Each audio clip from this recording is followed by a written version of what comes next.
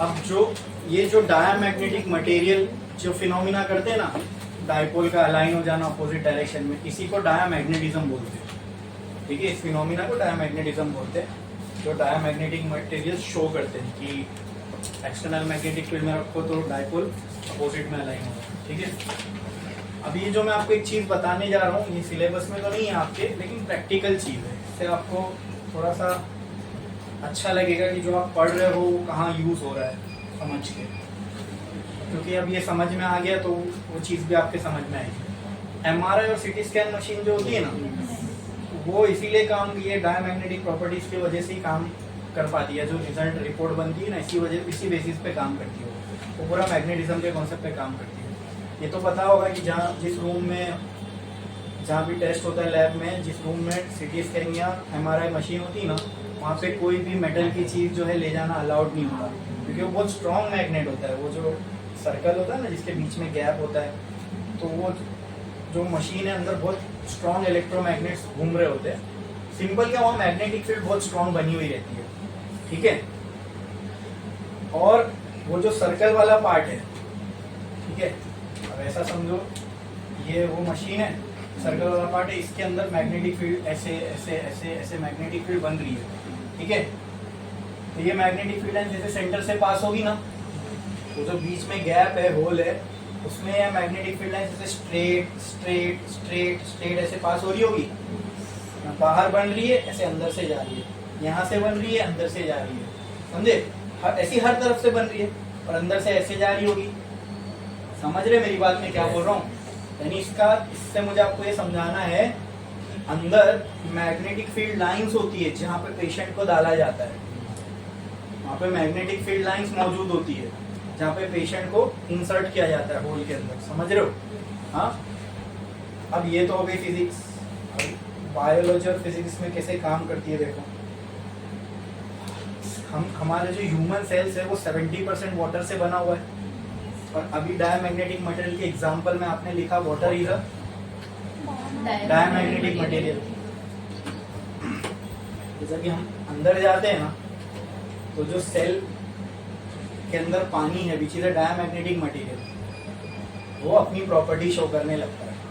उसके अंदर magnetic field lines है ना ऐसे, तो अब अगर पेशेंट अंदर गया तो उसके बॉडी के सेल के जो डाइपोल होंगे वाटर के, उसके अपोजिट डायरेक्शन में अलाइन हो जाएंगे। ठीक है, मशीन इसको ही डिटेक्ट करती है। मशीन को थोड़ी समझ में आता है अंदर गुर्दा है, दिल है, क्या है, उसको थोड़ी समझ में आता है। ठीक है, उसको तो प्रोग्राम किया गया किसी चीज को। हमको पता है कि इंसान के दिन जो बनावट है उसमें ये चीज है, तो उसको उसके अंदर कुछ भी अलग दिखा तो उसको मशीन डिटेक्ट करेगी। जब हम अंदर जाते हैं तो water which is diamagnetic material, उसके डायपोल अलाइन हो जाते हैं opposite to the direction of magnetic field. अब अगर कोई सेल उसमें से डिफेक्टिव है, which is the cause of the disease. अरे भाई, जब आपको कोई डिजीज हुई, कहीं पे सूजन है, कहीं हड्डी टूटी, कुछ भी हुआ है, तो सबसे नीचे जाओगे तो सेल में ही खराबी होगी ना। हाँ, कोई भी बीमारी होती है, ट्यूबरक्लोसिस हो, कैंसर हो, या HIV हो, या कुछ भी हो, वो जो सेल पे ही जाके वो हमला करता है ना, बराबर, तो सेल की ही तो बनावट को बिगाड़ेगा या कुछ भी करेगा। तो सबसे छोटे लेवल पे सेल ही इफेक्ट हो रहे हैं किसी भी डिसीज के अंदर। हाँ, अब उनके सेल के अंदर का जो कंटेंट है वाटर का, अगर वो वैसा नहीं हुआ जैसा उसको होना चाहिए था, मशीन को तो प्रोग्राम किया गया होगा एक स्टैंडर्ड ह्यूमन बॉडी के लिए, हेल्दी ह्यूमन बॉडी के लिए कि ऐसी होगी। अब जब वो ह्यूमन बॉडी मशीन के अंदर जाएगी, वो कंपेयर करेगा कि इसके डाइपोल तो वैसे नहीं है जैसे मेरे को बताए गए, ये तो कुछ अलग ही बिहेव कर रहे हैं। और एग्जैक्टली जहां वो डाइपोल अलग बिहेव कर रहे होंगे वहीं कुछ खराबी होगी, और वही वो डिटेक्ट करके फिर रिपोर्ट में देता है, और फिर डॉक्टर उसको जो है पढ़ के अपना कंक्लूजन देता है। समझे? तो यहाँ पर आप देख सकते हो किस तरीके से साइंस की जो बहुत सारी फील्ड है ना, ये सब एक साथ मिलके काम करती है, इसलिए आपके आसपास की टेक्नोलॉजी पॉसिबल हो पाती है। समझे? हाँ, ऐसी एक एग्जांपल था जिससे आप उसका प्रैक्टिकल यूज को समझ सकते हो। हालांकि ऐसा नहीं कि ये सब मटेरियल एकदम, ये जो आप पढ़ रहे हो कि इसका कोई ठोस मटेरियल ही हो जिसको हम यूज करें कहीं पे। हमको जब नेचर में सारे मटेरियल कुछ ना कुछ तो कुछ डाई कुछ पैरा कुछ फेरो होंगे ही, ठीक है। तो उनकी प्रॉपर्टीज को हमने समझा, अब समझ के हमको ये लगा कि अरे यार इसको यहाँ भी अप्लाई कर सकते हैं हम लोग। देखो मेडिकल डायग्नोसिस में उसको यूज किया जाता है, ठीक है।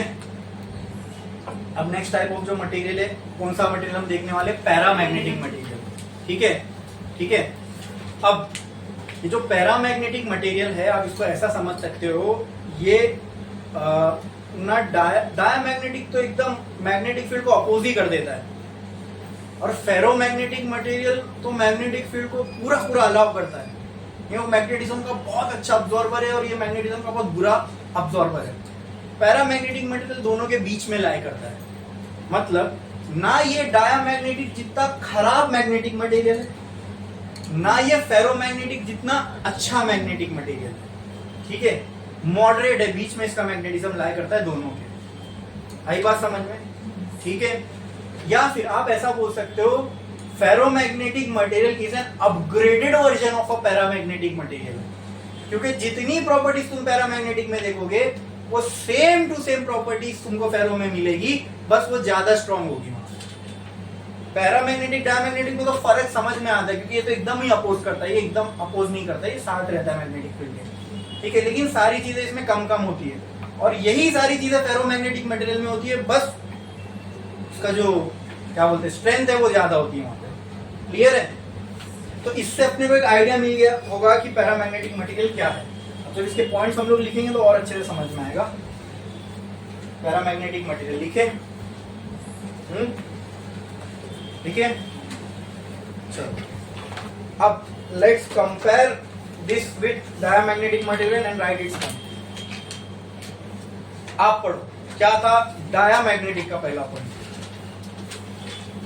The net dipole moment of the diamagnetic material is zero when it is not with external magnetic field.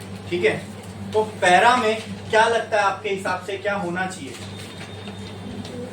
अगर वहां पे नेट डाइपोल मोमेंट जीरो है तो यहाँ पे नहीं होता। पैरामैग्नेटिक मटेरियल को आप मैग्नेटिक फील्ड में ना भी रखो तो भी उसमें नेट डाइपोल मोमेंट जीरो नहीं होता है। लिखो, उसका ही जस्ट अपोजिट है। यानी आप बहुत सारी प्रॉपर्टीज यहाँ की देखोगे तो पैरा में अपोजिट ही होंगी ना भैया, अपोज करता है, ये साथ रहता है मैग्नेटिक फील्ड के, तो बहुत सारी प्रॉपर्टीज के अपोजिट मिलेगी। तो क्या लिख सकते हैं हम लोग यहाँ पे, the net dipole moment for a paramagnetic material is not equal to zero. तो ब्रैकेट में क्या लिखोगे, ऐसा लिखोगे ना ब्रैकेट में, M net is not equal to zero when, आगे क्या लिखे थे, when It is not placed external. हाँ इन एक्सटर्नल मैग्नेटिक, ठीक है। तो पूरा पॉइंट सेम।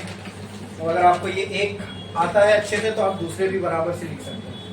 करो, लिखो फटाफट, लिखो।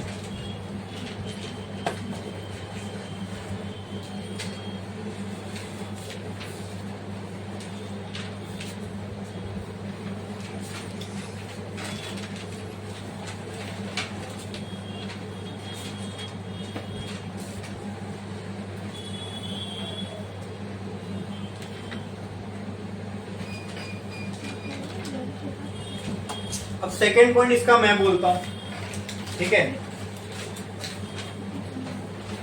देखो,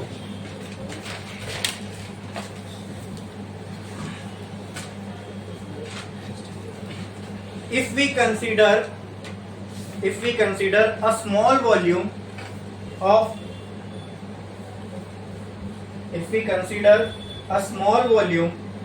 of a paramagnetic material, if we consider a small volume of a paramagnetic material,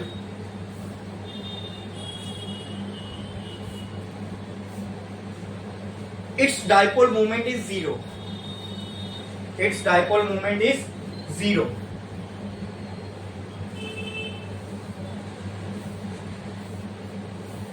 Hence, paramagnetic materials does not show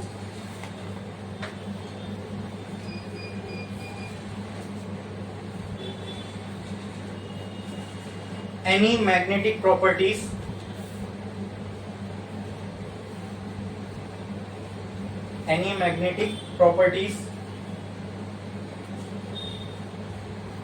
without external magnetic field, without external magnetic field, without external magnetic field. आप पढ़ो next point, diamagnetic में क्या था?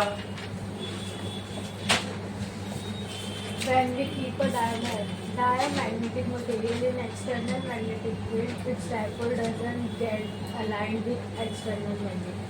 यहाँ क्या होगा paramagnetic में? ये तो भाई अच्छा मैग्नेटिक मटेरियल है, उसके जितना थोड़ी है कि अलाइन ही नहीं होगा। यहाँ पे क्या होगा? इसके डाइपोल अलाइन होंगे। तो यहाँ क्या लिखोगे?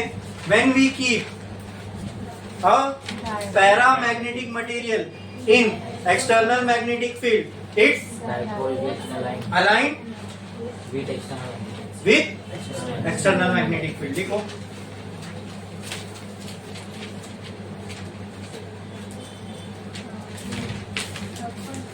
हाँ, third point.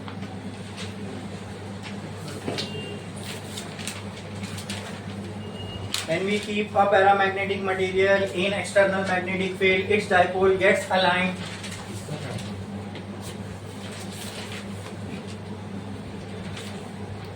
Its dipole gets aligned.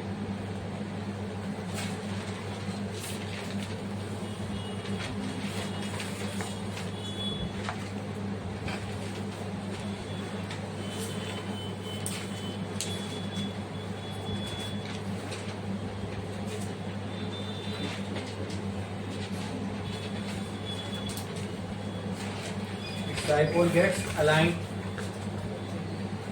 ठीक है? With the direction of magnetic field. अब बस अलाइन हो गए तो यही कॉज होगा इसमें मैग्नेटिज्म का। हाँ, डायामैग्नेटिक का अगला पॉइंट क्या था? आप पढ़ो, क्या था? The magnetism in a diamagnetic material is due to the induced dipole in the material. ठीक है, तो ये इसके अंदर आएगा क्या? यहाँ क्या आएगा? The magnetism in paramagnetic material is due to alignment of dipoles in paramagnetic material. अरे यहाँ पहले पॉइंट से जस्ट पहले लिखे ना आपने कि इसमें तो अलाइन होता है, तो लिखो the magnetism in डायमैग्नेटिक में। फिर से पढ़ो, क्या लिखे थे डायमैग्नेटिक में? The Magnetism in a diamagnetic material is due to the induced dipole in the material. तो यहाँ पे क्या आएगा? The magnetism in paramagnetic material is due to alignment of dipole in paramagnetic material. alignment of dipole हो रहा है ना यहाँ पे, वहां नहीं हो रहा था। The magnetism in paramagnetic material is due to alignment of dipole in the material, बस in the material, ज़्यादा बार-बार लिखने की जरूरत नहीं। is due to alignment of dipole in the material. अब डायामैग्नेटिक में अलाइनमेंट हो ही नहीं रहा था, तो वहां पे जो कॉज था वो इंड्यूस था। ठीक है, यहाँ पे अलाइनमेंट हो रहा है तो यही कॉज है मेजॉरिटी, बाकी को लिखने की जरूरत ही नहीं है। क्लियर है? हाँ, आप पढ़ो नेक्स्ट पॉइंट क्या था डायामैग्नेटिक का? This induced dipole aligns itself in the direction opposite to external magnetic field. यहाँ पे क्या होगा? This induced dipole does not align themselves in the direction. Induce यहाँ हो ही नहीं रहा है, यहाँ पे जो हो रहा है वो लिखना है। Dipole is in the direction, वहां पे क्या था? The alignment of direction was, alignment of dipole was in the opposite direction. यहाँ पे क्या होगा? The alignment of dipole is in the direction of, लिखो, देख देख के तो बनाना है, खाली सिंपल है ना? हाँ, समझ रहे हैं कि नहीं? कंपैरेटिव देख रहे हैं हम लोग, इससे और अच्छे से समझ में आता है paramagnetic. The alignment of dipole is in the direction of external magnetic field. The alignment of dipole is in the direction of external magnetic field. Is in the direction of external magnetic field. लिखिए, ठीक है? आप पढ़ो next point क्या था? There are weakly strongly repelled by external magnetic field. तो यहाँ क्या आएगा? They are strongly repelled.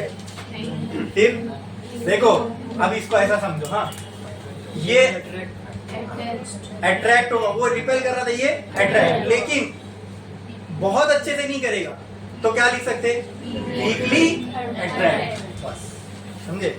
Opposite आ गया ना, यहाँ पे वहां रिपेल कर रहा था, यहाँ अट्रैक्ट कर रहा है, लेकिन बहुत ज्यादा अच्छे से नहीं करेगा, वो फेरो करेगा, ठीक है? ये अट्रैक्ट करेगा, लेकिन कैसा? वीकली। तो क्या करोगे, यहाँ क्या लिखोगे? दे आर वीकली अट्रैक्टेड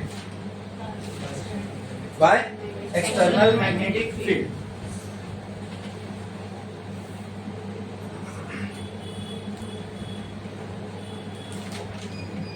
आप पढ़ो, नेक्स्ट पॉइंट क्या था? Magnetic susceptibility of diamagnetic material is very low and negative. फिर से क्या? Magnetic susceptibility Of diamagnetic material is very low and negative. यहाँ क्या होगा? Magnetic susceptibility of paramagnetic material is high and Positive. नहीं यार, हाई Very एंड पॉजिटिव, समझे? मैं पहले ही बताया ना, बीच में लेके चलना है। ये ससेप्टिबिलिटी इसकी लो रहेगी, लेकिन नेगेटिव नहीं रहेगी। टायर जितना खराब नहीं, फेरो जितना अच्छा नहीं, तो उसके लिए ससेप्टिबिलिटी लो है, लेकिन नेगेटिव नहीं है, ठीक है? तो क्या लिखोगे? Magnetic susceptibility of paramagnetic material is low and positive. हाँ, वेरी लो लिखो, चलेगा, and positive, very low and positive.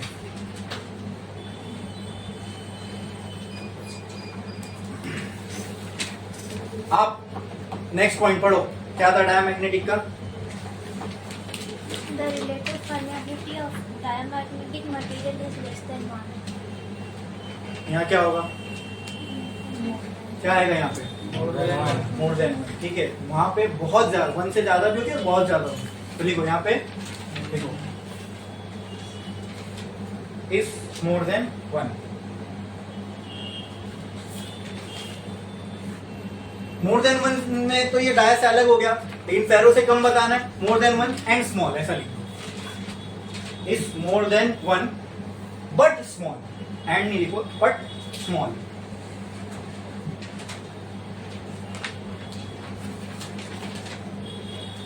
Relative permeability of paramagnetic material is more than 1 but small, ठीक है?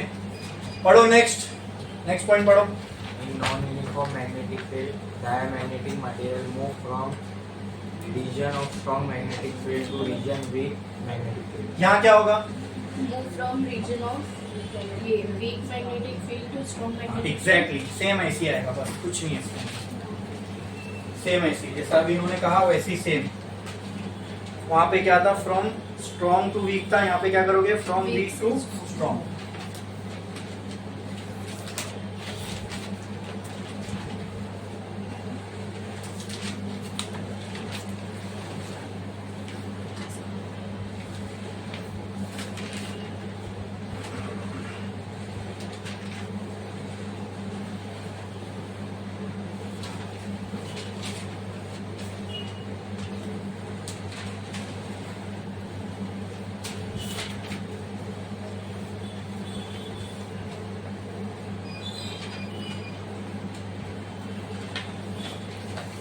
हो गया?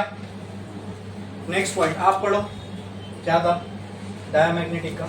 Magnetic field length becomes less dense inside diamagnetic material. तो paramagnetic में क्या होगा? हाँ, वहां पे क्योंकि वो अपने अंदर से पास नहीं होने दे रहा था, इसलिए अंदर कम डेंस थी, बाहर ज्यादा थी। तो यहाँ पे क्या होगा? तो वह, हाँ, अपने अंदर की बात करते हैं, मटेरियल के अंदर की। बाहर ज्यादा हो वो बता के अपना कोई फायदा नहीं, अपने को तो मटेरियल की प्रॉपर्टी देखना है। तो हम मटेरियल के अंदर अगर चेक करें तो यहाँ क्या होगा? Becomes more dense. मोर डेंस, है ना? बस देखो, magnetic field lines become more dense inside, मतलब ये इनसाइड मोर है, यानी ये ऑटोमेटिकली ये बात को कह देता है कि बाहर कम होगी। Magnetic field lines become more dense inside paramagnetic materials, inside paramagnetic materials लिख लिए।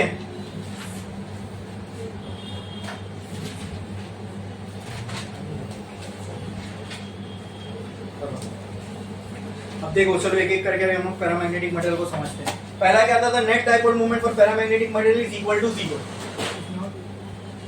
इज नॉट इक्वल टू 0, ठीक है, when it is placed in external magnetic field. इसका मतलब क्या, यहाँ पर पैरामैग्नेटिक मटेरियल में अगर हमने जब ऑब्जर्व किया तो हमने देखा कि यहाँ पर भी करोड़ों डाइपोल है, ठीक है, लेकिन जैसे एग्जांपल ले लो, अगर इसमें 10 करोड़ डाइपोल है तो लेट से 9 करोड़ 90 लाख डाइपोल जो है एक दूसरे को कैंसिल कर ही रहे पैर में, लेकिन कुछ चंद डाइपोल होंगे, जैसे मान लो अगर 2 यहाँ पे है तो 1 यहाँ पे होगा, समझे, 3 ऐसे है तो 2 ऐसे होंगे, तो यहाँ पर एक नेट बच जा रहा है, यहाँ पर एक नेट बच जा रहा है, समझे, सॉरी यहाँ पे एक नेट बच जा रहा है।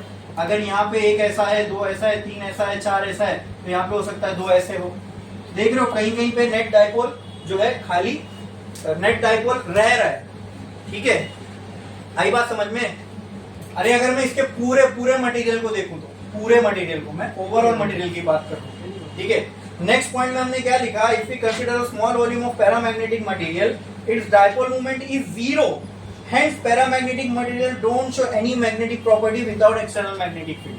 देखो नेट अगर मैं लूं, नेट डाइपोल मोमेंट, अब समझो इसको कुछ इस तरीके से, अगर मेरे पास एक पैरामैग्नेटिक मटेरियल है, ठीक है, मैं इसकी एक बहुत छोटी सी वॉल्यूम में चला गया, कहाँ पे, बहुत छोटी सी वॉल्यूम में, मतलब बहुत इतनी सी वॉल्यूम में मैं गया, जब यहाँ मैं गया तो यहाँ पे मुझे दिख रहा है यहाँ पर, यहाँ पर, यहाँ पर, यहाँ पर ऐसे कुछ डाइपोल का अलाइनमेंट है, मतलब बहुत छोटी वॉल्यूम में जाने पे मुझे जो नेट डाइपोल मोमेंट मिला वो 0 ही था, 0 ही था। आ रही है बात समझ में। लेकिन अगर मैं इसको एज अ पूरा मटेरियल कंसीडर करूं, छोटी सी वॉल्यूम नहीं, पूरे मटेरियल को कंसीडर करूं, तो पूरे मटेरियल में ऐसा हो रहा है कि मान एक छोटी सी वॉल्यूम थी, एक और मेरे पास छोटी सी वॉल्यूम है, एक और छोटी सी, ऐसी बहुत सारी छोटी छोटी वॉल्यूम में अगर मैं इसको कंसीडर करूं, ठीक है, तो इसका जो नेट डाइपोल मोमेंट मुझे यहां मिल रहा है वो क्या मिल रहा था, 0। क्या मिल रहा है, 0। यानी बहुत छोटी वॉल्यूम पे इसके जो डाइपोल है वो एक दूसरे को कैंसिल ही कर रहे हैं, ठीक है। लेकिन आप ये बोल सकते हो 0.1%, 0.2 या 0.5% इसमें कुछ ऐसे डाइपोल है, कहीं कहीं छोटी छोटी वॉल्यूम में हो सकता है ऐसा कि यहां पर अगर कोई डाइपोल ऐसा है तो यहाँ पे एक डाइपोल ऐसा होगा। आई बात समझ में। मतलब अगर इसके पूरे बल्क को देखा जाए, बल्क का मतलब पूरे मटेरियल को एक साथ, ठीक है, तो आपको नेट डाइपोल मोमेंट 0 नहीं मिलेगा, ठीक है। लेकिन अगर मैं इसकी बहुत छोटी वॉल्यूम पे जब और वहां जाके इसको देखूं तो मैं 99.99% केस मुझे ऐसा ही मिलेगा जहां पे नेट डाइपोल मोमेंट 0 है। अब समझो इस चीज को ऐसे बहुत छोटी वॉल्यूम पे जब हम जाते हैं, ठीक है, तो मैंने 99.99% स्पेस को छोड़ दिया, तो प्रोबेबिलिटी वहां ज्यादा है डाइपोल मोमेंट के 0 मिलने की। लेकिन जब मैं पूरे मटेरियल के बल्क को कंसिडर कर रहा हूं, पूरे मटेरियल को एक साथ, ठीक है, तो वहां पे कुछ डाइपोल ऐसे होंगे जो बच जा रहे हैं, मतलब उनको कैंसिल करने वाला कोई नहीं है, लेकिन वो इतने कम है कि उससे मटेरियल मैग्नेटिक प्रॉपर्टी शो करे, ये पॉसिबल ही नहीं है। आई बात मेरी समझ में। हाँ, तो ये बात तो ट्रू है कि पूरे मटेरियल के लिए नेट डाइपोल मूवमेंट 0 नहीं होगा, लेकिन इसका मतलब ये नहीं कि ये बिना मैग्नेटिक फील्ड के मैग्नेटिक प्रॉपर्टी, अगर मैग्नेटिक डाइपोल मूवमेंट 0 नहीं है तो फिर ये मैग्नेटिक प्रॉपर्टी शो करना चाहिए ना। हाँ, मैग्नेटिक डाइपोल मूवमेंट अगर 0 नहीं है इसका तो मैग्नेटिक प्रॉपर्टी शो करना चाहिए, लेकिन ये करेगा क्या, नहीं। क्यों नहीं करेगा, उसका रीजन अभी मैंने आपको बताया कि अगर हम इसकी छोटी छोटी वॉल्यूम्स में जाके देखें तो वहां पर डाइपोल मूवमेंट एक दूसरे को कैंसिल ही कर रहे हैं, ठीक है। जैसे एग्जांपल समझो, अगर मेरे पास एक पैरामैग्नेटिक मटेरियल रखा हुआ है और उसमें इमेजिन करो यहाँ पर डाइपोल पड़े हुए हैं, अगर मैंने उसके उसके अंदर 100 टाइम्स हाथ डाला और एक एक वॉल्यूम निकाला तो 99% ऑफ टाइम क्या होगा, वो डाइपोल मुझे कैसे मिलेंगे, ऐसे मिलेंगे जिसके अंदर नेट डाइपोल मूवमेंट 0 हो। कोई एक बार ऐसा मे भी हो सकता है कि डाइपोल मूवमेंट 0 ना मिले, क्लियर है? समझ में आ रही मेरी बात? अब तो भले इसके बल्क का नेट डाइपोल मूवमेंट जीरो नहीं है, लेकिन जितने डाइपोल मूवमेंट बच जा रहे हैं जिनको कोई कैंसिल करने वाला नहीं है वो इतने कम है कि उससे कोई magnetic property show, considerable magnetic property show होगी ही नहीं। आई बात समझ में? क्लियर है? बोलो क्लियर है? ये समझ में आना चाहिए कि इसमें मैग्नेटिक डाइपोल मूवमेंट होने के बावजूद क्यों ये मैग्नेटिक प्रॉपर्टी शो नहीं कर रहा है। ठीक है, समझे? क्लियर है? बढ़े आगे। नेक्स्ट पॉइंट क्या था पैरामैग्नेटिक के लिए? When we keep a paramagnetic material in external magnetic field, its dipole gets aligned with external magnetic field. ठीक है, एक पैरामैग्नेटिक मटेरियल है, ठीक है, इसके अंदर डाइपोल ऐसे होंगे कहीं भी अलाइन। ठीक है, ठीक है।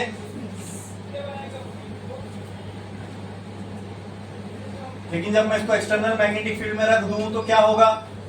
जो यहाँ वहां कहीं भी अलाइन थे अब वो sub direction of magnetic field ऐसे अलाइन होंगे। बोलो क्लियर है? समझा? पक्का? इसमें किसी को कोई डाउट? ठीक है। Next point, the magnetism in paramagnetic material is due to alignment of dipole in the material. अब इनमें जो मैग्नेटिज्म, अब ये डाइपोल अलाइन हो गए तो क्या इसमें मैग्नेटिज्म आ जाएगा? तो देखो ये मैग्नेटिक फील्ड का नॉर्थ, ये साउथ, ये मटेरियल का साउथ, ये नॉर्थ, एक दूसरे को क्या कर रहे हैं? नॉर्थ साउथ अट्रैक्ट करेगा, नॉर्थ साउथ। तो इसको अगर मैग्नेटिक फील्ड में रख दिया जाए तो ये मैग्नेटिक फील्ड को क्या करेगा? अट्रैक्ट करेगा, रिपेल करेगा। वो देखेंगे अब हम आगे पॉइंट में आ रहा है। अब इसमें मैग्नेटिज्म आ गया, क्यों आया? Because of alignment of dipole with external magnetic field. वही है next point, the magnetism in paramagnetic material due to alignment of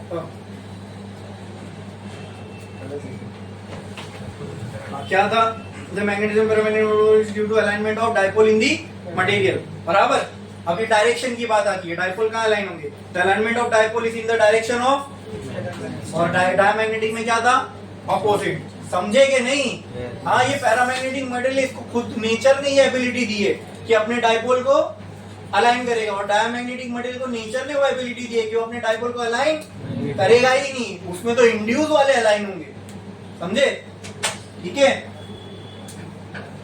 अच्छा, डायमैग्नेटिक मटेरियल में हमने ऐसा एरो बनाए थे डायग्राम में, तो वो एरो पे ऐसा करके लिख दो इंड्यूस डाइपोल। ठीक है, वहां वो एरो पे एरो लगाओ और लिखो वहां इंड्यूस डाइपोल। ठीक है, induce dipole. Next, they are weakly attracted by external magnetic field. हाँ, दिख रहा है नॉर्थ साउथ के सामने जब ये मैग्नेट बना तो इसका साउथ मैग्नेटिक फील्ड एक्सटर्नल के नॉर्थ के सामने आ गया, इसका नॉर्थ एक्सटर्नल के साउथ के सामने आ गया, तो जाहिर सी बात है ये क्या करेगा? अट्रैक्ट। लेकिन ये मैग्नेटिज्म इसमें ये डायमैग्नेटिक से अच्छा तो है, लेकिन फेरो जितना अच्छा नहीं है, तो ये अट्रैक्ट तो करेगा लेकिन बहुत स्ट्रांगली नहीं करेगा, रिपेल तो कर नहीं रहा, मतलब डायमैग्नेटिक से तो अच्छा हो गया, अट्रैक्ट करेगा लेकिन इतना भी स्ट्रांगली नहीं, वीकली। ठीक है, स्ट्रांगली अट्रैक्ट कौन करेगा? तो अगर फेरोमैग्नेटिक के लिए पॉइंट होता तो कैसा होता? They are strongly attracted by external magnetic field, ऐसा होता। ठीक है, यहाँ पे magnetic susceptibility of paramagnetic material is low and positive. तो इसकी ससेप्टिबिलिटी की वैल्यू क्या होगी? लो होगी, लेकिन हाँ पॉजिटिव ही रहेगी। बोलो क्लियर है? हाँ, क्यों? ससेप्टिबिलिटी का मतलब क्या होता है भाई? The ability to absorb magnetism. तो ये अपोज तो नहीं कर रहा, अब्सॉर्ब तो कर ही रहा है। ठीक है, जैसे डायमैग्नेटिक कर रहा था, लेकिन डायमैग्नेटिक अब्सॉर्ब अपोजिट डायरेक्शन में कर रहा था, ये अब्सॉर्ब कर रहा है और इसके डाइपोल वही डायरेक्शन में अलाइन है जहां मैग्नेटिक फील्ड है, इसलिए ये क्या रहेगा? पॉजिटिव रहेगा। बोलो क्लियर है? नेक्स्ट बचा relative permeability of paramagnetic material is more than. अब देख लो, रिलेटिव परमेबिलिटी का फॉर्मूला क्या होता है? काय प्लस 1। तो काय का फॉर्मूला क्या हो जाएगा? Mu R. तो इसको मैं ऐसा भी लिख सकता हूँ 1 प्लस काय बराबर, तो mu R will be equal to 1 plus, अब काय थोड़ी नेगेटिव है, काय की कुछ भी वैल्यू होने दो, 0.1 0.2 0.3 सब 1 में प्लस होगी तो 1 से ज्यादा ही आएगी, मतलब म्यू आर 1 से ज्यादा ही आएगा। बराबर, क्लियर है? मैंने कहा था ना mu R is an indication. अगर आपको मटेरियल पहचानना है तो आप म्यू आर से पहचान सकते हो। म्यू आर किसी मटेरियल का 1 से कम है तो वो कौन सा मटेरियल हो जाएगा? 1 से ज्यादा है तो, और 1 से ज्यादा है और बहुत ज्यादा है जैसे 2 3 5 10 तो फेरोमैग्नेटिक मटेरियल हो जाएगा। ठीक है, क्या लिखा हुआ है ना? Relative permeability of magnetic material is more than 1 but small. ठीक है, इन नॉन यूनिफॉर्म मैग्नेटिक फील्ड। अब ये तो ये तो ऐसे लोगों के साथ रहना चाहता है जो मैग्नेटिक फील्ड जैसे हैं, ठीक है, इसको मैग्नेटिक फील्ड पसंद है, इसको मैग्नेटिक फील्ड अच्छी लगती है, तो कहीं पे मतलब यहाँ मान लो मैंने मैग्नेटिक फील्ड को बिखेर दिया, कहीं पे बहुत ज्यादा है, कहीं पे बहुत कम है, ये तो पसंद करता है मैग्नेटिक फील्ड को, तो ये ज्यादा वाले की तरफ जाएगा कि कम वाले की तरफ? ज्यादा वाले। तो अगर मैं इसको कम वाले की तरफ छोड़ के आ जाऊं तो ये कहाँ जाएगा? फिर से यहाँ निकाल के कहीं और कम वाले की जगह छोड़ के आ जाऊं तो फिर ज्यादा की जगह पे आ जाएगा। तो इन non uniform magnetic field, non uniform का मतलब ये होता है कि कहीं पे मैग्नेटिक फील्ड ज्यादा, कहीं पे कम। In non uniform magnetic field paramagnetic material move from region of weak to strong. Ferromagnetic के लिए पॉइंट क्या रहेगा? वो यही रहेगा ना, यही रहेगा ना, क्या अलग होएगा? वो भी वीक से स्ट्रॉन्ग में जाएगा, सेम रहेगा एकदम। Magnetic field lines become more dense inside paramagnetic materials, ठीक है। अब देखो पहले मैं यहाँ पैरामैग्नेटिक मटेरियल बना लेता हूँ, ठीक है, ये है पैरामैग्नेटिक मटेरियल, ये हो गए उसके डाइपोल्स अलाइन, ठीक है। अब मैंने दिया इसको एक्सटर्नल मैग्नेटिक फील्ड, तो यहाँ मान लो 100 लाइन अगर मैंने इस पे भेजा तो कम से कम 30-40 लाइन इसके अंदर से ही पास होगी, ठीक है। तो मैं एक काम करता हूँ, यहाँ से एक लाइन, यहाँ से एक लाइन, यहाँ से 3 लाइन, मैंने चलो 4 लाइन बना दिया, फिर 1 2 3 1 2 3 ऐसे, मतलब ज्यादा बाहर से बनाओ कम अंदर से बनाओ, लेकिन ये चीज क्या इंडिकेट कर रही है? डायमैग्नेटिक से तो ज्यादा ही अलाउ कर रहा है अपने अंदर से पास होने, ठीक है। तो ज्यादा डेंस लाइंस कहाँ मिलेंगी आपको? मटेरियल के अंदर, ठीक है। हाँ चलो 2-2 ही बनाओ, तो डेंसिटी अंदर ज्यादा है बाहर कम है, ये दिखेगा, ठीक है। तो नेक्स्ट पॉइंट में ये बना लो, जल्दी जल्दी बनाओ।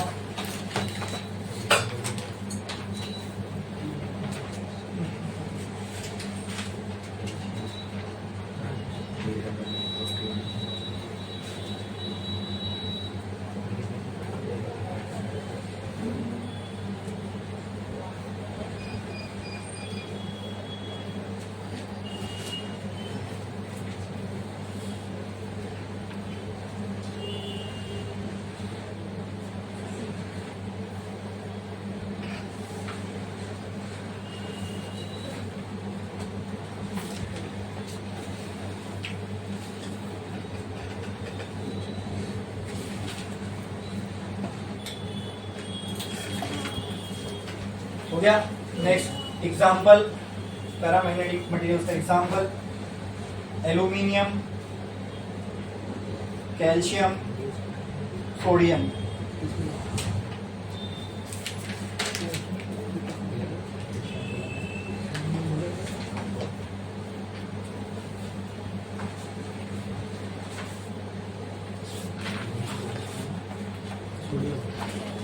लिखा, ठीक है। यहाँ खत्म पैरामैग्नेटिक मटेरियल। अब आ जाओ फेरोमैग्नेटिक मटेरियल पे, ठीक है।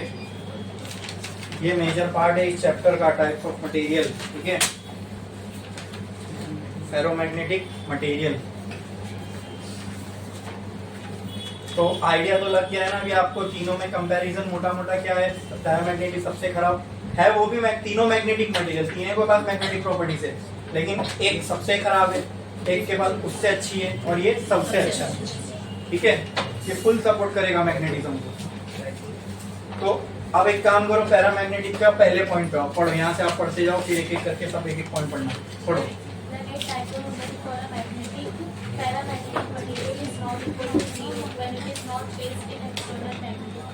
जब भाई पैरामैग्नेटिक जो इसका छोटा भाई है, इससे कम है दर्जे में, इससे कम है लेवल में, उसके पास बिना एक्सटर्नल मैग्नेटिक फील्ड के डाइपोल मोमेंट है, तो क्या इसके पास नहीं होगा?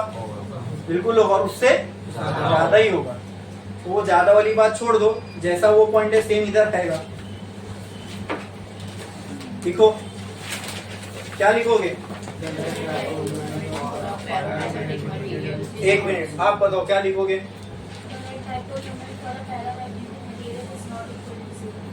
क्या आप लोग एग्री करते हो इससे? The net magnetic movement for paramagnetic, अभी कौन सा फॉर फेरोमैग्नेटिक मटेरियल इज, तो आप लोग एग्री करते हो इससे? तो बस लिख दो, सेम ही आएगा, लिखो।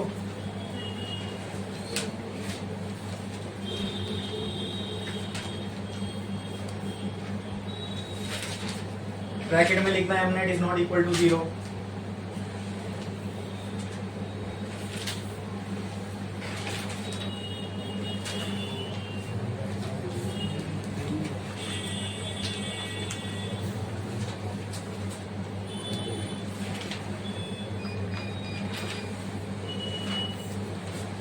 मैंने कहा ना फेरोमैग्नेटिक मटेरियल पैरामैग्नेट जैसा ही है, बस उसका एक अपग्रेडेड वर्जन ही है। ठीक है, क्या लिखा आपने? The net dipole moment for paramagnetic material is not equal to 0। ठीक है, आगे भी लिखना, लिखो when It is not placed in external magnetic field. हाँ,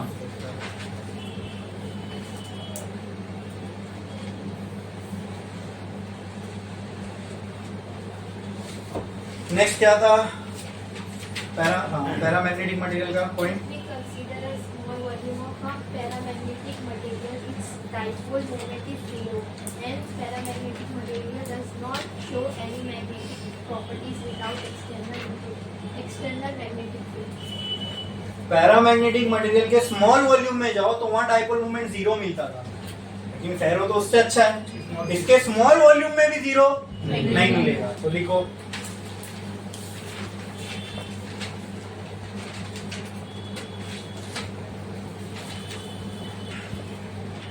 if we consider a small volume of ferromagnetic material, its dipole moment is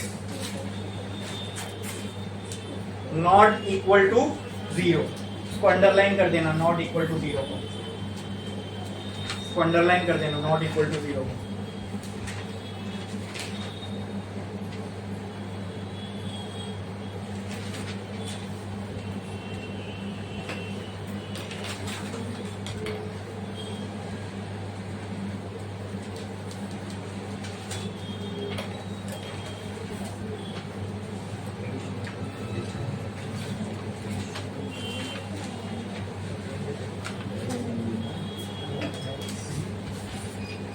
ठीक है,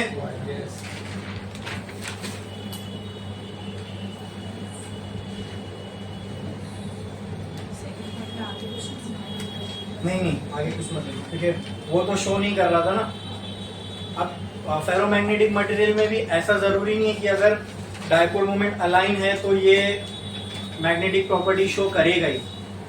कुछ फेरोमैग्नेटिक मटेरियल बिना मैग्नेटिक फील्ड के मैग्नेटिक प्रॉपर्टी शो करते हैं, कुछ नहीं भी करते हैं। इसके लिए हम आगे ये नहीं लिख सकते कि ये शो करेगा विदाउट एनी मैग्नेटिक फील्ड। ठीक है, आगे समझ में आएगा जब हम और देखेंगे। ठीक है, नेक्स्ट पढ़ो। नेक्स्ट क्या था? When we keep a paramagnetic material in external magnetic field, its dipole get aligned with the direction of magnetic field. ठीक है, अब ऐसी एक पॉइंट डायमैग्नेटिक में था, यही पॉइंट तीनों में अलग अलग है, यानी कॉज। डायमैग्नेटिक में cause of magnetism induce dipole था, इसमें cause of magnetism alignment of dipole है। इसमें भी मैग्नेटिज्म में अलाइनमेंट ऑफ डाइपोल ही है, लेकिन यहाँ पे कुछ और भी है जो हमको समझना पड़ेगा। तो इसके लिए वो पॉइंट लिखो, the atomic dipole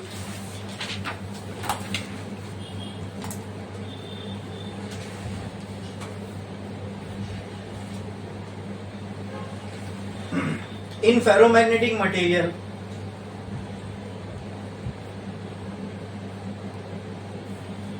are aligned in same direction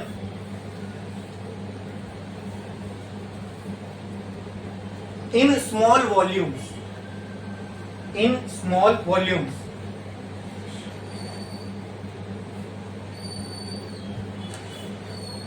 and these small volumes are called as domains.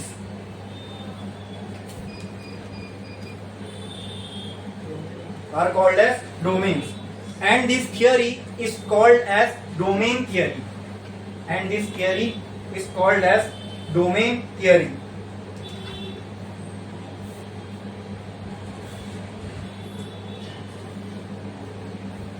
Next point लिखो।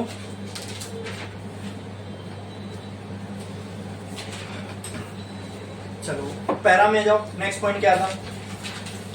The magnetism in paramagnetic material is due to alignment of dipoles in the material. अब यहाँ पर भी cause देना पड़ेगा magnetism का, लिखो यहाँ। The magnetism in ferromagnetic material is due to alignment of dipole. यहाँ पर भी होगा, पर यहाँ पे थोड़ी एक चीज और एक्स्ट्रा आ जाएगी, लिखो।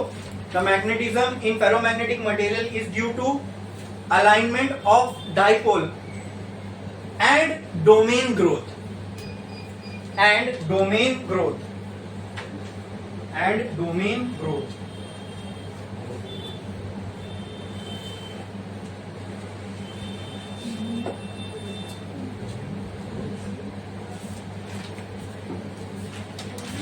And domain growth, DOMAIN growth. ठीक है, पढ़ो next point. The alignment of dipole in the direction of external magnetic field. यहाँ पर भी अलाइनमेंट ऑफ डाइपोल कहाँ होगा? अरे बोलो, ये तो फेरोमैग्नेटिक पैरा में जब ये हो रहा है तो फेरो में और अच्छे से होगा, लेकिन यही होगा तो पॉइंट में कोई चेंज आएगा क्या? लिख तो सेम छापो वहां पे. यहाँ पे जो अलाइनमेंट हो रहा है इससे जस्ट पहले पॉइंट यही लिखे ना हमने, ये alignment of dipole, the magnetism is due to alignment of dipole. ठीक है, एंड डोमेन ग्रोथ. अब ये जो अलाइनमेंट हो रहा है डाइपोल का, ये कहाँ होगा? In the direction of same लिखो. तो अगर आपने सिर्फ पैरामैग्नेटिक मटेरियल के पॉइंट्स को याद कर लिया अच्छे से या समझ के, इतना मालूम है आपको 11 पॉइंट है और एक पॉइंट अगर आपने समझा हुआ है तो उससे आप फेरोमैग्नेटिक मटेरियल को भी एक्सप्लेन कर सकते हो और डाया को भी एक्सप्लेन कर सकते हो. पॉइंट को देख के क्या यहाँ अलग होगा समझ के. ठीक है, हुआ? हाँ, पढ़ो next. They are weakly attracted by external magnetic field. यहाँ क्या आएगा? Strongly strongly attracted. लिखो, समझ गए?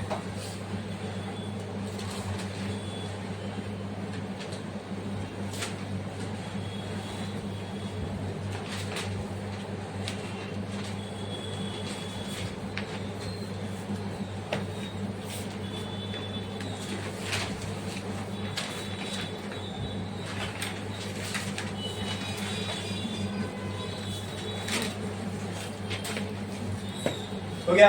नेक्स्ट पॉइंट पैरा का. Magnetic susceptibility of paramagnetic material is very low and positive. तो यहाँ पे क्या होगा? High and positive. लिखो. तो एक हमने अच्छे से समझ लिया, तो खुद सारे पॉइंट्स अपने को आ रहे हैं. ये समझने से फायदा होता है, हम खुद फिर स्पेकुलेट कर सकते हैं, खुद हम जो है कंक्लूड कर सकते हैं चीजों को.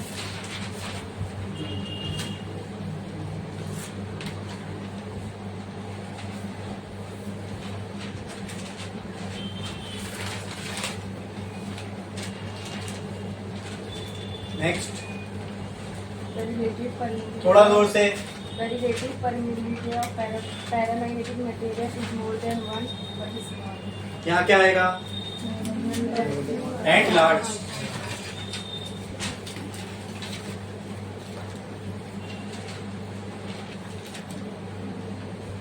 सिर्फ इतना आइडिया तुम्हारे दिमाग में होना चाहिए, डायामैग्नेटिक पैरा से अपोजिट है और फेरोमैग्नेटिक पैरा से अपग्रेडेड वर्जन है. ये आइडिया से आप दोनों के पॉइंट्स आप बना सकते हो.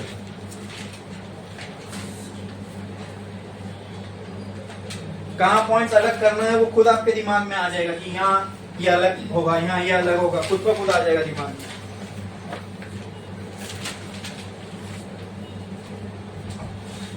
हो गया? बोलो नेक्स्ट पॉइंट.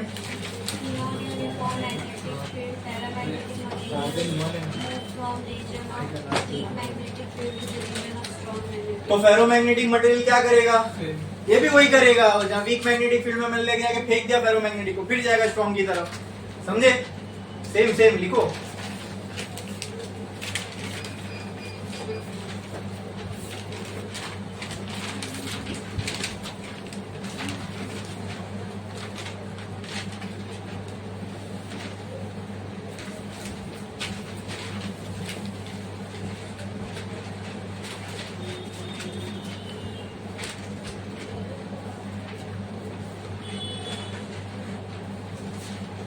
ठीक है, नेक्स्ट पढ़ो. हाँ चलो आप पढ़ो. Magnetic field length becomes more dense inside paramagnetic material. तो फेरो के लिए Same. सेम आएगा. यहाँ पर भी अंदर डेंस होगी, बाहर कम होगी. लिखो.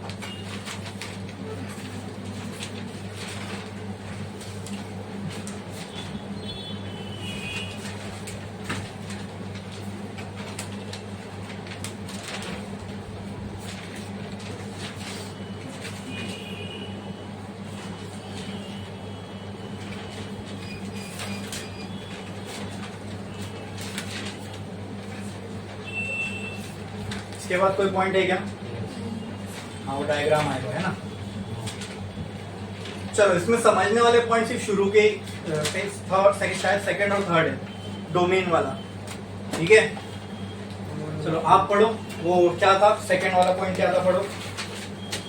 If we consider a small volume of a ये हो गया था ना थर्ड वाला। थर्ड वाला मैं सेकंड बोला ना, second point. If we consider a small volume of a magnetic material, but dipole moment is not equal to 0. अच्छा ये चीज हमने, ये अलग है ना, ये पैरा से अलग है ना। पैरामैग्नेटिक मटेरियल में ये पॉइंट क्या था? If you consider small volume in paramagnetic material the net dipole moment is 0, but here for a small volume also the net dipole moment is not 0, ठीक है। अच्छा अब इसके आगे बढ़ते हैं। अब मैंने एक फेरोमैग्नेटिक मटेरियल लिया, ओके। इसकी मैं छोटी सी वॉल्यूम में गया, छोटी से वॉल्यूम में मैंने देखा ये एक छोटी सी वॉल्यूम थी। फिर एक और छोटी सी वॉल्यूम में गया मैं, वहाँ पे ये भी एक छोटी सी वॉल्यूम थी।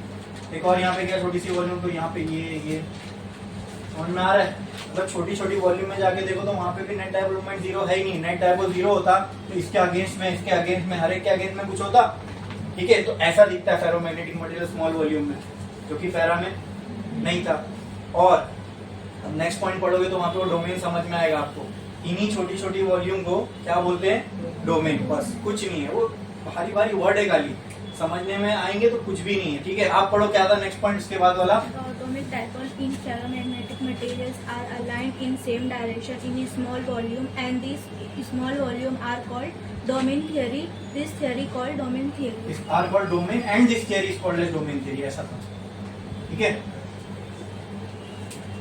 तो जब हमने फेरोमैग्नेटिक मटेरियल को ऑब्जर्व किया, ठीक है, तो हमने ये पाया कि उसके अंदर जो है ना डाइपोल पहले से अलाइन है छोटी छोटी वॉल्यूम्स में।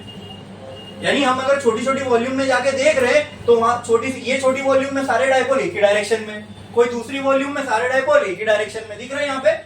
हाँ, ये वॉल्यूम में सारे इसी डायरेक्शन में, ये वॉल्यूम में सारे इसी डायरेक्शन में। बोलो क्लियर है? समझ में आ रहा है? हाँ, अरे समझा कि नहीं? Yes. अब यही वजह होती है कि कुछ फेरोमैग्नेटिक मटेरियल मैग्नेटिज्म को रिटेन भी कर लेते हैं, क्योंकि उसकी वॉल्यूम में एक ही डायरेक्शन में डाइपोल पहले से अलाइन है। कुछ नहीं भी कर पाते वो इसलिए क्योंकि ये छोटी वॉल्यूम में इस डायरेक्शन में अलाइन है, तो कोई और छोटी वॉल्यूम में इस डायरेक्शन में अलाइन होंगे। ये छोटी वॉल्यूम में ऐसे अलाइन है तो कोई और छोटी वॉल्यूम में ऐसे अलाइन होंगे, तो नेट डाइपोल मोमेंट उसके लिए क्या हो जाएगा? 0। लेकिन फेरोमैग्नेटिक मटेरियल में ऐसा हमेशा नहीं होगा कि नेट डाइपोल मोमेंट यानी मैग्नेटिक फील्ड से बाहर निकालने पे नेट 0 ही हो जाए, ठीक है। कुछ मैग्नेटिक फील्ड के बाहर निकालने के बाद भी उनके डाइपोल अलाइन ही रहते हैं। आई बात समझ में? हाँ, तो ferromagnetic material, paramagnetic material, diamagnetic material में स्ट्रक्चर में क्या फर्क है वो समझा। डायमैग्नेटिक में तो डाइपोल वाली कहानी ही नहीं थी, उसमें तो बाहर से हमने भेजा था डाइपोल और उसके वजह से उसका मैग्नेटिज्म आया। पैरामैग्नेटिक मटेरियल में मटेरियल के खुद के डाइपोल थे, ठीक है, लेकिन उनकी छोटी वॉल्यूम में नेट डाइपोल मोमेंट क्या मिल रहा था? 0। फिर आ गए हम फेरोमैग्नेटिक मटेरियल में, उनमें भी डाइपोल मोमेंट है और छोटी वॉल्यूम में भी अलाइंड है। तो दिख रहा है ना कि अलग अलग स्ट्रक्चर है तीनों का, इसलिए तीनों मटेरियल अलग है। आई बात समझ में? हाँ, अब जो क्यों पैरामैग्नेटिक फेरोमैग्नेटिक से क्यों खराब है या पैरामैग्नेटिक से अच्छा क्यों है, समझो इस चीज को। अब देखो नेक्स्ट पॉइंट पढ़ो क्या था। The magnetism in ferromagnetic material is due to, आप पढ़ो जल्दी पढ़ो। The magnetism in ferromagnetic material is due to align of dipole and domain growth. Alignment of dipole and domain growth. क्या यही सारे डोमेन है? चलो एक और छोटा सा एग्जांपल मैं यहाँ पे ले लेता हूँ। मैंने 4 पार्ट में डिवाइड किया, ये समझ जाओ एक डोमेन, एक छोटी छोटी वॉल्यूम है।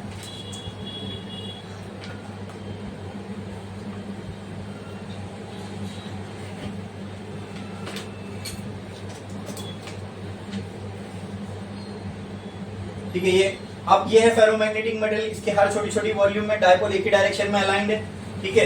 अब क्यों ये अच्छा है पैरामैग्नेटिक से वो समझ लो।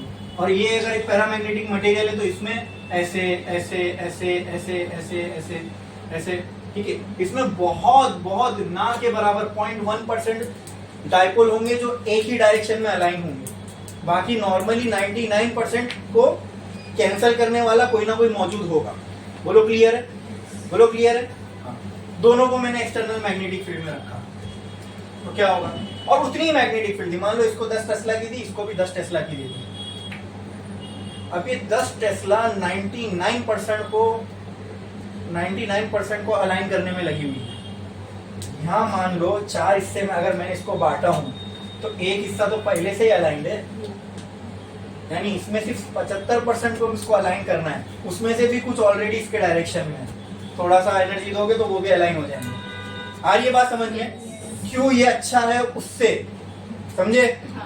ऑब्वियसली इसमें एनर्जी थोड़ी सी दोगे तो ये मैग्नेटाइज हो जाएगा, इसमें इसके मुकाबले में एनर्जी ज्यादा देनी पड़ेगी। तो ये अपग्रेडेड वर्जन ही हुआ ना इसका, कि उसको कम एनर्जी में ये वही काम कर रहा है जो वो ज्यादा एनर्जी लेके कर रहा था। समझ में आया?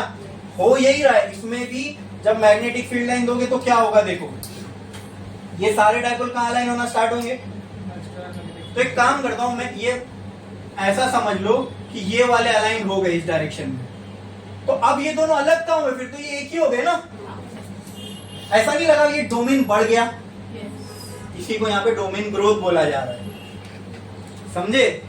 इसी को डोमेन ग्रोथ। कुछ नहीं हो रहा है, अलाइनमेंट ऑफ डायपोल ही है, बट क्योंकि हमने ऐसा समझा है फेरोमैग्नेटिक को कि इसके अंदर छोटे छोटे डोमेन्स में डायपोल एक डायरेक्शन में अलाइंड होते हैं, तो बस जैसी वो कोई दूसरे डोमेन का डायपोल इस डायरेक्शन में अलाइन हो गया तो मैं अब इसको एक ही मानूंगा ना।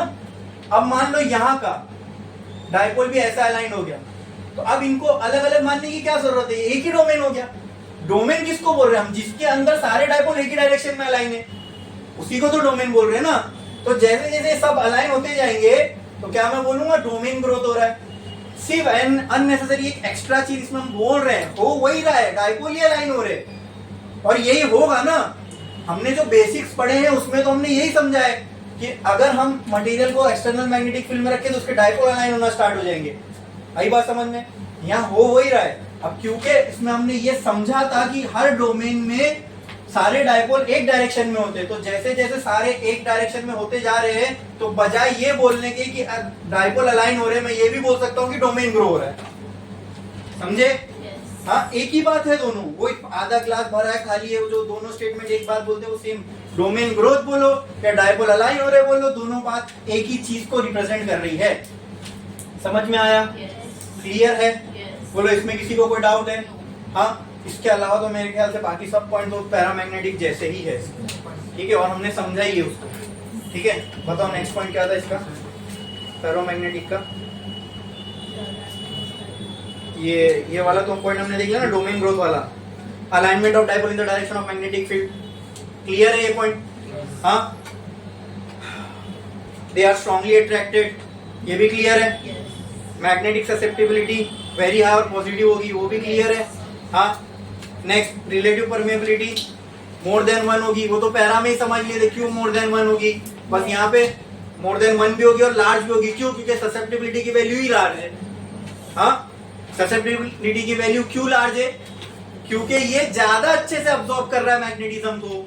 ये तो पहले से ही थोड़ा सा मैग्नेटाइज है, उसको जैसे हमने एक्सटर्नल मैग्नेटिक फील्ड दिए वो प्रॉपर्टी और एनहांस हो गई इसकी, समझे? रिलेटिव हो गया। नॉन यूनिफॉर्म मैग्नेटिक फील्ड में ये वीक से स्ट्रॉन्ग जाएगा, ये भी क्लियर है? अरे बोलो, magnetic field lines become more dense इन फेरोमैग्नेटिक मटेरियल। क्लियर है? बस फेरोमैग्नेटिक मटेरियल के लिए ना ये डायग्राम आप कहीं बना लो, ठीक है, और लिख दो यहाँ डोमेन्स।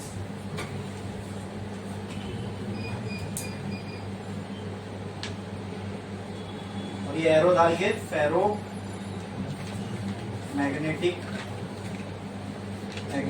मटेरियल,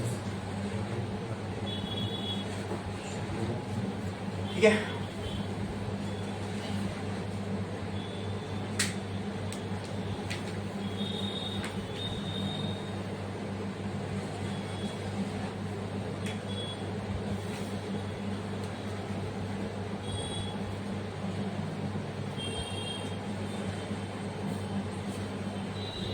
इसको चाहिए तो आप ऐसा भी एक बना सकते हो डायग्राम जिसमें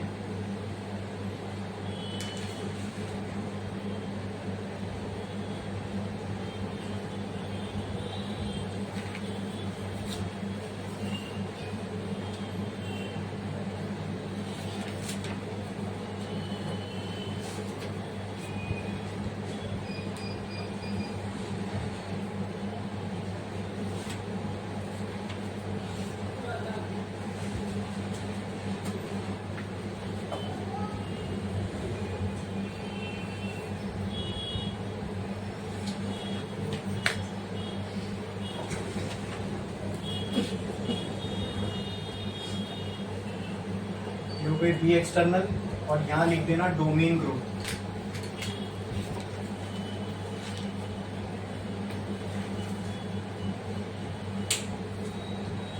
मतलब ये वाला स्ट्रेट हो गया, सब डॉटेड हट गया। डॉटेड जो मैंने बनाया हो पहले वहाँ लाइंस थी, दिख रहा है, वो पूरा एक हो गया। तो ये हो गई डोमेन ग्रोथ। क्लियर है? एक्सटर्नल मैग्नेटिक फील्ड में रखने से क्लियर है। अब जो बचा फेरोमैग्नेटिक में भी सेम ही आएगा। फेरोमैग्नेटिक मटेरियल है, इसमें सारे डाइपोल ये डायरेक्शन में होंगे। हाँ, अब यहाँ से मैंने इसको एक्सटर्नल मैग्नेटिक फील्ड दिया तो क्या होगा, ज्यादा से ज्यादा फील्ड लाइंस कहाँ से जाएगी, अंदर से जाएगी, है ना। और कुछ मैग्नेटिक फील्ड लाइंस होगी वो ऐसे बाहर से चली जाएंगी। तो क्लियर है? हाँ, बना लो।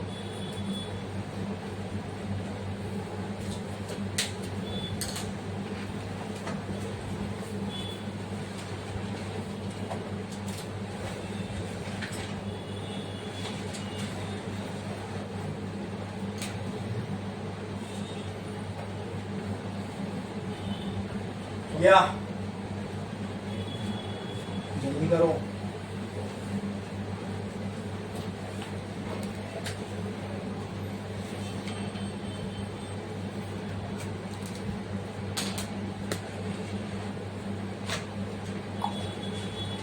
हो गया लिख के? इसके बाद है एग्जाम्पल फेरोमैग्नेटिक मटेरियल। देखो, iron nickel cobalt steel, iron nickel cobalt steel. Iron मतलब I1 मत लिखो, iron IRON, iron nickel cobalt. Iron बोले तो लोखंड, निकल कोबाल्ट स्टील। ठीक है? ये सारे क्या फेरोमैग्नेटिक। अब यहाँ सब खत्म, टाइप्स ऑफ मटेरियल पूरा कंप्लीट हो गया अपना। ठीक है? Diamagnetic, paramagnetic, ferromagnetic. ठीक है? अब मैं आपसे एक सवाल पूछता हूँ, उसका मुझे जवाब दो। हाँ, ये सारे मटेरियल्स को हमने देखा, जब हम मैग्नेटिक फील्ड में रखेंगे तो इनके पास इनके डाइपोल अलाइन हो रहे, डाया में अपोजिट डायरेक्शन में हो रहे, लेकिन हो तो रहे ना अलाइन। पैरा में with direction of magnetic field और फेरो में भी with direction of magnetic field. अब मैं क्या करा, मैंने इन तीनों को मैग्नेटिक फील्ड से बाहर निकाल दिया, तो किसके साथ क्या होगा वो बताओ। डायामैग्नेटिक के डाइपोल अलाइन रहेंगे या वापस अपनी पोजीशन पे चले जाएंगे? वहां तो पोजीशन की बात ही नहीं, क्योंकि तो इंड्यूस थे मैग्नेटिक फील्ड की वजह से थे। मैग्नेटिक फील्ड गायब तो इंड्यूस गायब। ठीक है? तो उसको चौकड़ी नहीं होंगे। चलो बताओ, उसमें तो सवाल ही नहीं पैदा होता, वापस बाहर निकाले तो उसमें हो। पैरामैग्नेटिक में क्या लगता है? हाँ, अगर आपने रखा अलाइन हो गए, अब आप बाहर निकालोगे तो क्या होगा, थोड़ी देर के लिए रहेंगे और फिर ऐसा थोड़े हो गए थोड़े नहीं हो गए, मतलब यानी मैं ये पूछना चाह रहा हूँ आपसे कि वो वैसा का वैसा मैग्नेट रहेगा कि नहीं रहेगा? नहीं रहेगा। और फेरोमैग्नेटिक कुछ नहीं। अगर मैं उसको फेरोमैग्नेटिक मटेरियल को बाहर निकाल दूं मैग्नेटिक फील्ड से, तो ये अपनी मैग्नेटिक प्रॉपर्टी को रिटेन किया हुआ रहेगा कि नहीं रहेगा? रहेगा। ठीक है, तो पैरामैग्नेटिक में भी आपने सही बोले कि वो नहीं ले पाएगा। ठीक है, वो बाहर हमने निकाल दिया, वापस उसके डाइपोल जो है रैंडम डायरेक्शन में चले जाएंगे। अच्छा, ऐसा होता क्यों है, ये सोचो क्यों ऐसा हो रहा है? मैग्नेटिक फील्ड में रखा हमने, डाइपोल सारे अलाइन हो गए ना अब एक बार अलाइन। अब निकालने के बाद फिर क्यों ये वापस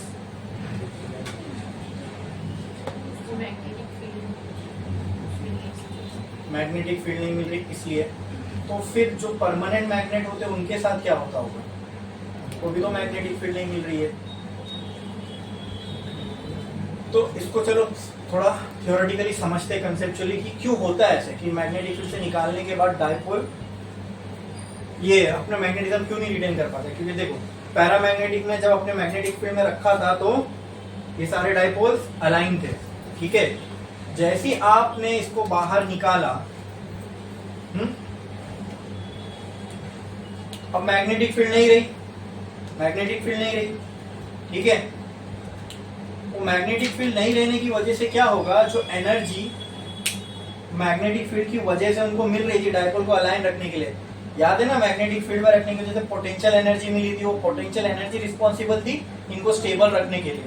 अब जब हमने उसको निकाल दिया तो पोटेंशियल एनर्जी भी अभी अपनी पोटेंशियल एनर्जी अब वो जो मैग्नेट की वजह से इनको एनर्जी मिल रही थी वो नहीं मिलेगी, ठीक है। और एक चीज है टेम्परेचर, टेम्परेचर भी जो है मटेरियल के मैग्नेटिज्म को इफेक्ट करता है। अब मान लो लेट्स से 27 डिग्री सेल्सियस पे हमने पैरामैग्नेटिक मटेरियल लिया था और 27 डिग्री सेल्सियस पे इसको मैग्नेटिक फील्ड में रख दिया, ठीक है। तो मैग्नेटिक फील्ड की वजह से इसके डायपोल अलाइन हो गए। जब वापस ही इसको आप बाहर लेके आओगे, ठीक है, तो उस टेम्परेचर पे उसके डायपोल जिस ओरिएंटेशन में थे वो उसी ओरिएंटेशन में वापस आना चाहेंगे। आई बात समझ में? हाँ, तो इनको जब एनर्जी मिलेगी यहाँ, और एक बात याद होगी, जब ये स्टेबल इक्विलिब्रियम में थे तो इनकी जो एनर्जी थी वो नेगेटिव में थी। याद है जब हमने पढ़ा था स्टेबल इक्विलिब्रियम में एनर्जी कैसी थी? Minus PE. जब इसको आप मैग्नेटिक फील्ड के बाहर निकालोगे, मैग्नेटिक फील्ड के जब आप इसको बाहर निकालोगे तो बिकॉज ऑफ टेम्परेचर इसको कुछ एनर्जी मिलेगी, और जैसे इसको वापस से एनर्जी मिलेगी, अपनी एनर्जी लेके जैसे पहले थे वही वैसी हो जाएंगे, ठीक है। तो फिर नेट डायपोल मोमेंट क्या हो जाएगा? 0। फेरोमैग्नेटिक मटेरियल में दो कैटेगरी है। कुछ फेरोमैग्नेटिक मटेरियल ऐसे होते हैं कि जिनको आप मैग्नेटिक फील्ड से बाहर निकाल दो तो भी वो मैग्नेट जैसा ही बिहेव करेंगे, ठीक है। और कुछ फेरोमैग्नेटिक मटेरियल ऐसे होते हैं जिनको आपने निकाल दिया बाहर, वापस नॉर्मल हो गए, अब वो मैग्नेट जैसा बिहेव नहीं कर रहे। और मैंने कहा था ना आपको, यहीं पे मैं आपको बताऊंगा सॉफ्ट और हार्ड क्यों नाम पड़ा, यही वजह से। आयरन एक सॉफ्ट फेरोमैग्नेटिक मटेरियल है। वाई? मैंने अभी कहा आपसे दो टाइप के फेरोमैग्नेटिक मटेरियल है। एक फेरोमैग्नेटिक मटेरियल ऐसे जिनको आप मैग्नेटिक फील्ड से निकाल दो तो वो एज अ मैग्नेट बिहेव करते हैं, तो इन्होंने मैग्नेटिज्म को छोड़ा नहीं, इनको बोलते हैं हार्ड फेरोमैग्नेटिक मटेरियल। क्या बोलते हैं? वो उससे उनकी मैकेनिकल प्रॉपर्टी से उसका कोई लेना देना नहीं है, ठीक है। जैसे अगर मैं सॉफ्ट बोलूंगा इसका मतलब नहीं दांत से काट सकते हो उसको या हाथ से फाड़ सकते हो। Iron is a soft ferromagnetic material, इसका मतलब लोखंड का टुकड़ा लिया मैंने और ले हाथ से तुमने फाड़ दिया। तो ये कह रहा हूं मैकेनिकल प्रॉपर्टीज से उसका कोई लेना देना नहीं है। हार्ड और सॉफ्ट उसको जो नाम मिला because of its magnetic properties. समझ में आ रही है मेरी बात? ये बहुत से बच्चे लोग को मालूम ही नहीं होता है। हर जगह ये लिखा हुआ मिलेगा soft iron core, soft iron core, soft. तो सॉफ्ट आयरन कोर को समझते कि कोई अलग मटेरियल या फिर मुलायम आयरन होगा, कुछ कापूस जैसा आयरन होगा, कुछ ऐसा मटेरियल नहीं। यहां से आपको समझ में आता है कि उसको सॉफ्ट आयरन क्यों बोलते हैं। अच्छा, कुछ फेरोमैग्नेटिक मटेरियल ऐसे होते हैं जिनको आप मैग्नेटिक फील्ड से बाहर निकाल दो तो वो अपनी मैग्नेटिज्म को रिटेन नहीं करते, छोड़ देते मैग्नेटिज्म को, अब वो मैग्नेट से बिहेव नहीं कर रहे, तो इसको क्या, उसको हार्ड बोल रहे हैं जो रख ले रहा है, तो जो नहीं रख रहा है उसको सॉफ्ट। उसमें से आयरन एक है ऐसा जिसको आप मैग्नेटिक, आयरन एक बहुत अच्छा मैग्नेटिक मटेरियल है, तो बहुत अच्छा है, इसके लिए वो कौन सी कैटेगरी में आएगा तीनों में से? डाया, पैरा की फेरो? फेरो। तो बहुत अच्छा फेरो तो है, लेकिन फेरो में भी दो कैटेगरी है। एक वो फेरोमैग्नेटिक जो मैग्नेटिक फील्ड से निकालने के बाद मैग्नेट रहते हैं, एक वो जो मैग्नेटिक फील्ड से निकालने के बाद मैग्नेट। आयरन उनमें से एक है, ठीक है। तो iron falls under which category? Soft और hard. That's why it is called as soft iron. समझे? And sometimes it is placed in the middle of a device, that's why it is called as core. Now that core is made up of soft iron, that's why it is called as soft iron core.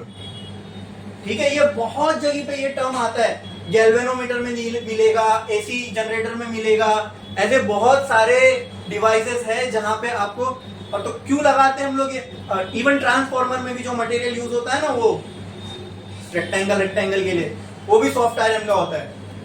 वो सिर्फ इसीलिए होता है क्योंकि soft iron is a very good ferromagnetic material, and because it is a ferromagnetic material it will allow maximum magnetic field lines to flow through it.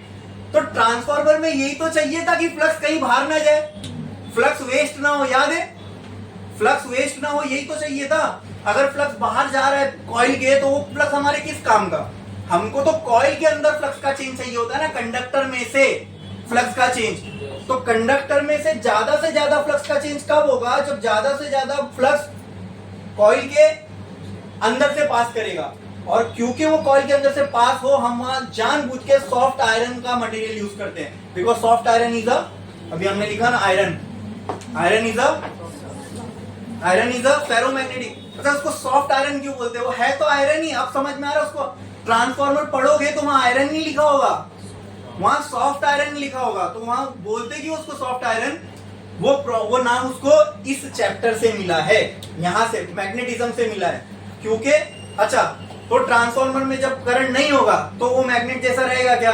नहीं रहेगा। तो ये तो चाहिए वहां पे। अब ये ट्रांसफॉर्मर तो अपने चार्जर में भी होते तो ये सब अट्रैक्ट नहीं करने लग जाएगा रखे रखे आसपास की मैग्नेटिक चीजों को? नहीं चाहिए हमको वहां पे मैग्नेटिक प्रॉपर्टीज। हमको वो मैग्नेट तभी चाहिए जब करंट फ्लो हो, और जब करंट ना फ्लो हो तब हमको वो नॉर्मल मटेरियल चाहिए।